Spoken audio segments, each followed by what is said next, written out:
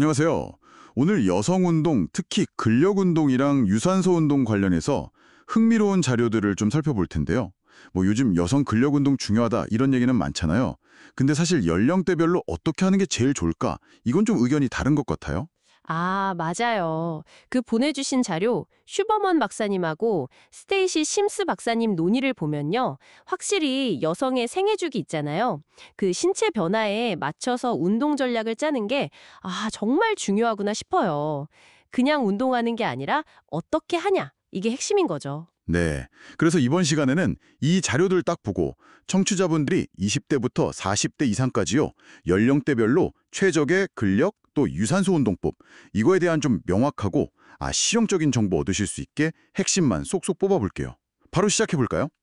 우선 일반적으로는 주 2, 3회 근력 운동 또 주 2, 3회 유산소 운동 이게 이상적이라고 하죠. 네, 그게 기본 틀인데요.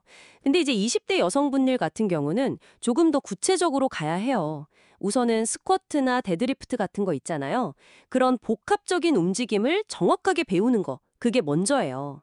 자세가 좀 잡혔다 싶으면 주 3회에서 4회 정도 근력 운동을 하는데 이때는 근력이랑 근육 성장 이걸 목표로 하니까 실패 지점까지 확 밀어붙이는 게 좋아요. 실패 지점이요. 그게 정확히 어떤 뜻이죠? 아, 네. 그러니까 좋은 자세를 계속 유지하면서요. 더 이상 한 번도 반복 못하겠다 할 때까지 운동하는 걸 말해요. 20대 때는 이렇게 강도를 좀 높여서 근육에 확실한 자극을 주는 거죠. 운동 시간은 한 45분, 길면 60분 정도? 네. 여기에다가 스프린트 인터벌 트레이닝, SIT라고 하죠. 짧고 막 확 전력 질주하는 거, 30초 이내로 이런 걸 추가하거나 아니면 아예 별도로 주 2회 정도 고강도 인터벌 트레이닝, HIIT라고 부르는 거요. 한 1분에서 4분 정도 최대 노력의 80% 이상으로 하는 운동, 이걸 같이 할 수도 있어요. 와, 20대는 정말 강도가 높네요. 그럼 30대가 되면 좀 달라지나요? 강도를 계속 유지해야 하는 건가요? 30대는요, 이제 운동의 양보다는 질에 좀 더 집중할 때예요. 스쿼트나 데드리프트처럼 여러 관절을 쓰는 그런 복합 관절 운동 중심으로 하고요. 이전보다 좀 더 무거운 무게를 다루는 훈련을 하는 거죠. 그리고 또 주기화라고 해서 훈련 강도나 종류를 좀 계획적으로 바꿔가면서요. 예를 들면 6주 단위 계획 같은 거요. 이렇게 해서 기초 근력을 탄탄하게 다지는 게 중요해요.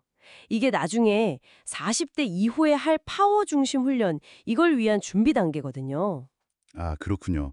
30대의 기초를 잘 다져놔야 40대 이후 운동 효과를 제대로 볼 수 있다 이 말씀이시죠. 근데 그 40대라는 전환점, 이게 왜 그렇게 중요한 거예요? 구체적으로 어떤 변화가 있길래?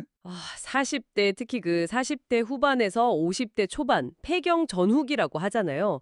이때 여성 호르몬, 그 에스트로겐 변화 때문에 많은 게 달라져요.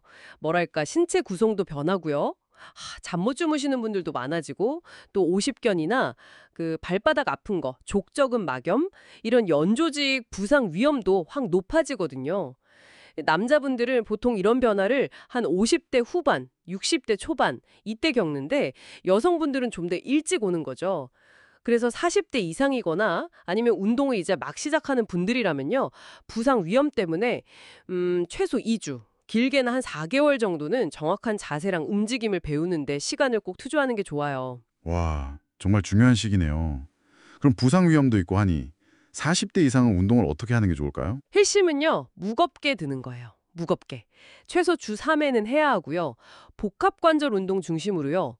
젊을 때처럼 막 실패 지점까지 가고 이런 것보다는 그냥 근력 자체를 키우는 데 집중해야 해요. 무겁게요? 아까 20대랑은 좀 다른 접근인데 이게 왜 그렇게 중요해요? 40대 이상한테는요. 이게 정말 중요한 포인트인데요. 나이가 들면 신경이랑 근육 연결이 약해지거든요. 근데 무겁게 드는 훈련이 이걸 막아줘요. 단순히 근육 키우는 걸 넘어서서요. 신경계에 아주 강력한 자극을 주거든요. 그래서 인지 기능 저하, 예를 들면 치매나 알츠하이머 같은 질환 예방에도 훨씬 더 효과적이라는 거예요. 뭐랄까, 뇌 건강이랑 장수를 위한 투자, 그런 셈이죠. 중량 훈련이 신경 성장 경로를 막 촉진하거든요. 와, 근력 운동에 뇌 건강까지요? 진짜 놀라운데요? 그럼 유산소 운동은요? 많은 여성분들이 유산소 운동은 그래도 좀 익숙하신데 40대 이상이 근력 운동이랑 같이 할 때 뭐 주의할 점 같은 게 있을까요? 네, 아주 중요한 질문 주셨어요. 결론부터 딱 말씀드리면 그 오렌지 시얼이나 F45 같은 거 있잖아요. 심박수를 중간 강도 영역에 좀 오랫동안 유지시키는 그런 종류의 운동? 이거는 피하는 게 좋아요. 네, 그런 운동 되게 인기 많잖아요. 근데 왜 피해야 하죠? 아, 그런 중강도 운동요. 스트레스 호르몬인 코르티솔 수치는 높이거든요. 근데 정작 운동 끝나고 나서 필요한 성장 호르몬이나 테스토스테론 반응을 끌어낼 만큼 충분히 강하지는 않아요. 그래서 오히려 역효과가 날 수 있다는 거죠.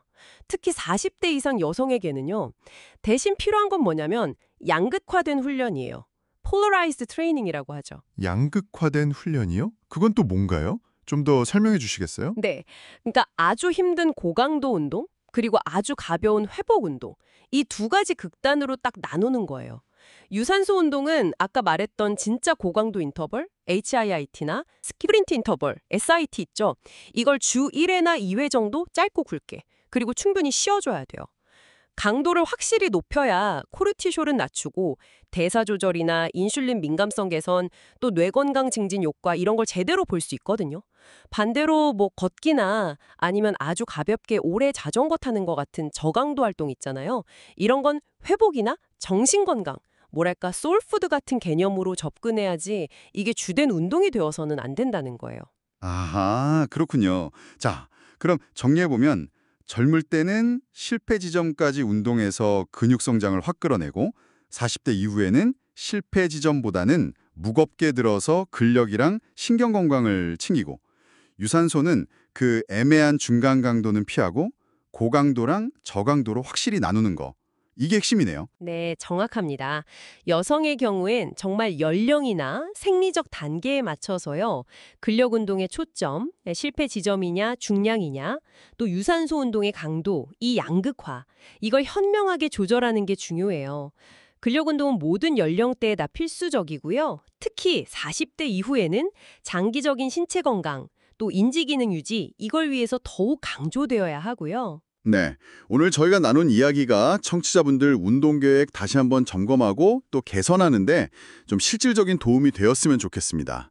단순히 뭐 칼로리 태운다 이걸 넘어서서 내 몸이랑 내 목표에 맞는 스마트한 운동 전략을 선택하는 거 이게 중요하다는 점 꼭 기억해 주시면 좋겠어요. 자, 이 정보들이 여러분께는 어떤 의미가 있을까요? 마지막으로 이런 질문 한번 던져보고 싶네요. 단순히 신체 건강, 이걸 넘어서요. 의도적으로 신경계를 아주 강하게 자극하는 이 고중량 훈련이 평생에 걸쳐서 우리 뇌의 회복 탄력성을 어떻게 다시 만들고 또 강화할 수 있을까요? 이 점에 대해서 한번 생각해 보시는 건 어떨까 싶습니다. 다음 분석에서 또 흥미로운 주제로 찾아뵙겠습니다.